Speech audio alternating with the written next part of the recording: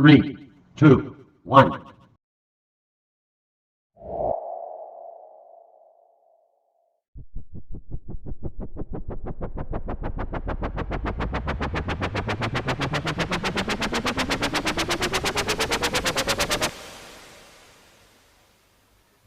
Assalamualaikum warahmatullahi wabarakatuh. Saya Tania Rahmawati, NIM T2019-4086, kelas D3 PGMI 2019, Program Studi Pendidikan Guru Madrasah Ibtidaiyah, Fakultas Tarbiyah dan Ilmu Keguruan, Universitas Islam Negeri Kiai Haji Ahmad Siddiq Jember. Di sini saya sedikit menjelaskan tentang media pembelajaran dengan PowerPoint. Disusun untuk memenuhi tugas mata kuliah pembelajaran Bahasa dan Sastra Indonesia dengan dosen pengampu Bapak Hartono. Pembelajaran Bahasa Indonesia, kelas 4, tema 4, subtema 1. Kali ini kita akan memfokuskan untuk mata pelajaran Bahasa Indonesia. Yang kita bahas dalam Bahasa Indonesia ada 4 menu. Yang pertama, kita akan membacakan materi dulu ya. Memahami bacaan. Di dalam memahami bacaan, yang pertama ada judul bacaan. Judul adalah suatu kata yang diambil dari sebuah pemikiran untuk menulis sebuah karya sastra. Biasanya judul itu harus singkat, padat, dan jelas, bersifat menarik agar pembaca terkesan dan ingin membacanya. Yang kedua, ada paragraf. Paragraf adalah kumpulan kalimat yang biasanya mempunyai suatu ide pokok dan cara penulisannya sedikit menjorok ke bagian dalam atau menggunakan garis baru. Nama lain dari paragraf adalah alinea. Yang ketiga, cara mengambil kesimpulan dari sebuah bacaan. A. Bacalah secara intensif seluruh bacaan dari awal hingga akhir. B. Tentukan ide pokok dari masing-masing paragraf pada teks bacaan. C. Simpulkan isi bacaan berdasarkan ide pokok seluruh paragraf. Selanjutnya, ada unsur intrinsik dalam cerita. Yang pertama, tema. Tema adalah gagasan pokok yang menjadi permasalahan yang mendasari isi sebuah cerita rekaan. Biasanya, tema dari suatu cerita rekaan tercermin dari judul dari cerita rekaan tersebut. Yang kedua ada latar atau setting. Latar dibagi menjadi 3, yaitu latar ruang, latar waktu, latar suasana. Yang ketiga, watak atau sifat tokoh. Watak tokoh dapat diketahui pembaca karena sudah diurai oleh pengarang dalam cerita.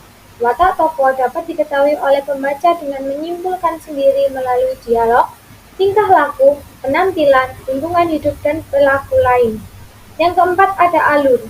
Yang kelima ada tokoh. Tokoh yaitu orang yang berperan dalam suatu cerita. Yang keenam ada amanat atau pesan, yaitu pesan moral yang ingin disampaikan penulis kepada pembaca. Selanjutnya, tokoh dalam cerita. Tokoh adalah orang atau pelaku yang ada dalam cerita. Tokoh juga bisa berupa binatang dalam cerita fabel. Yang kedua, pesan moral dalam sebuah cerita adalah nilai baik dan buruk yang dapat diambil setelah selesai membaca sebuah cerita. Hal tersebut juga dapat diistilahkan dengan pesan atau amanat.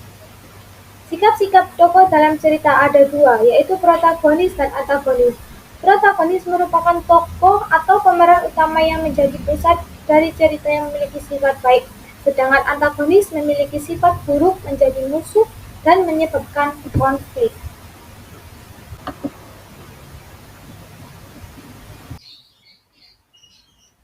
Selanjutnya, kita akan beralih ke menu kedua, membaca atau melihat dongeng.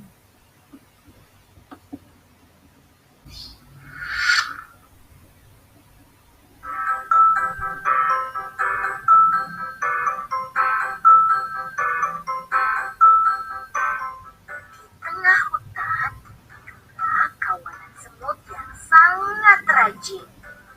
Terik matahari di musim kemarau tak mematahkan semangat mereka untuk mencari makanan.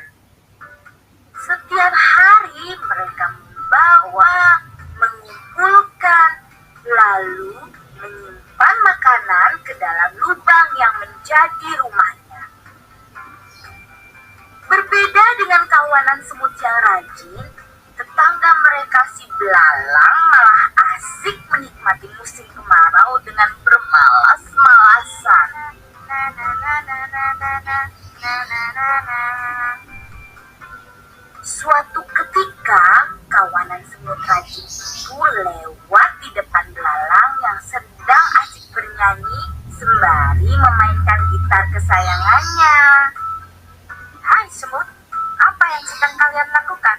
Kami sedang mengobrolkan makanan atau persiapan musim hujan. Buat apa? Musim hujan kan masih lama. Lebih baik bersantai dahulu. Ayo sini, bernyanyi bersamaku. Semut tidak memedulikan perkataan belalang. Mereka kemudian berlalu meninggalkannya.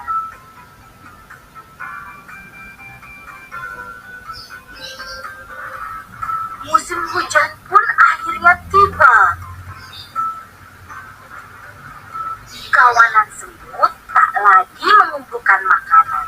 Mereka duduk nyaman di dalam rumah yang hangat sambil menikmati makanan yang berlimpah. Sementara itu, tetangga mereka, si belalang, hanya bisa diam menyesali nasibnya karena tidak memiliki makanan sedikit pun. Ia sedih dan kelaparan. Saat belalang terbaring lemah tak berdaya, datanglah kawanan semut ke rumahnya. Hai belalang, kami membawakan banyak makanan untukmu. Belalang terkejut dengan kedatangan kawanan semut baik hati tersebut. Apalagi mereka membawakannya makanan yang lumayan banyak. Terima kasih ya semut. Aku berjanji besok akan giat bekerja dan tak bermalas-malasan lagi. Sudah, tak usah bersedih. Ayo kita makan bersama. Begitulah.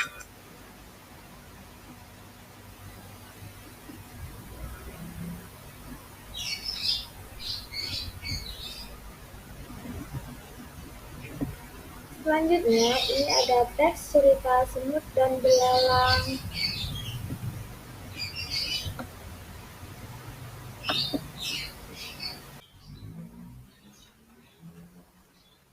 Selanjutnya, kita ke menu ketiga, yaitu menganalisis unsur intrinsik dalam dongeng. Setelah melihat tayangan video semut dan belalang, coba kalian analisis unsur intrinsiknya.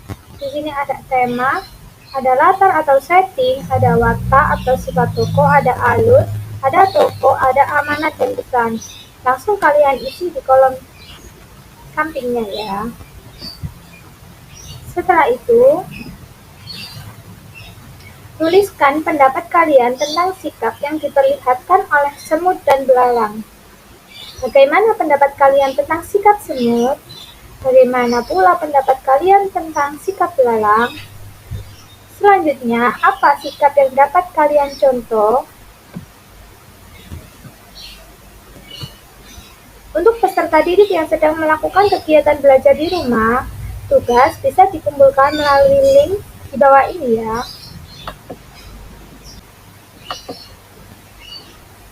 Selamat mengerjakan. Terima kasih. Sekian materi yang dapat saya sampaikan. Mohon maaf apabila ada salah dalam penjelasan materi. Wassalamualaikum warahmatullahi wabarakatuh.